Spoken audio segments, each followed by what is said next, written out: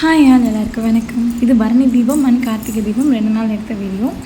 பரணி தீபம் அன்றைக்கி ஈவினிங்காக போயிட்டு பூ மார்க்கெட்டில் பூ வாங்கிட்டு வந்திருந்தேன். ஜெவந்தி பூ, அப்புறம் மறிக்கொழுந்து, அப்புறம் விளக்குக்கு தேவைப்படுற திரி, பன்னீர், மஞ்சள், குங்குமம், சந்தனம் அதெல்லாம் வாங்கிட்டு அப்படியே இந்த ரோஸ் பஞ்ச் அப்படியே வந்து 10 ருபீஸ்க்கு கொடுத்துருந்தாங்க. ஸோ அதையும் வாங்கிட்டு புது விளக்கு ஒரு 10 வாங்கிட்டு வந்திருந்தேன்.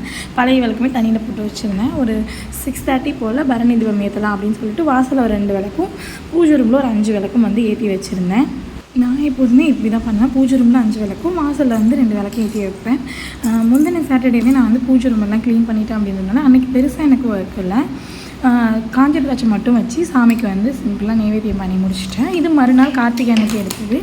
ஈவினிங்காக வந்து 6:30க்கு விளக்கு ஏற்றலாம் அப்படிங்கிறதுக்காக ஒரு 5 o'clock வந்து ப்ரிப்ரேஷன் பண்ண ஸ்டார்ட் பண்ணிட்டேன். வாசலில் கோலம் போட்டுட்டு அதுக்கப்புறமா வந்துட்டு நெய்வேத்தியம் பண்ணுறதுக்கு தேவைப்படுற ஐட்டம்ஸ்லாம் எடுத்து வச்சுட்டு, அதே மாதிரி விளக்கு எல்லாமே கழுவி வந்து கொஞ்சம் நேரம் காத்தாட வச்சுட்டேன்.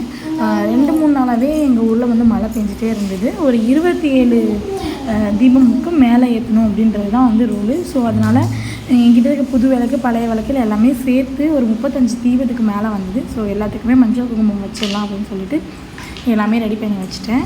திரியும் வந்து ரெடி பண்ணி வச்சுட்டு, அதுக்கப்புறமா சாமிக்கு வந்து அப்பம் செய்கிறதுக்காக அப்பமும் வந்து ரெடி பண்ணிகிட்டு இருந்தேன். என்னோடய ஸ்டைலில் அப்பம் எப்படி பண்ணுறதுன்னு வீடியோ வந்து நான் போட்டிருக்கேன். அது கிளிக்கபிள் லிங்காக கொடுக்குறேன், செக் பண்ணி பாருங்கள்.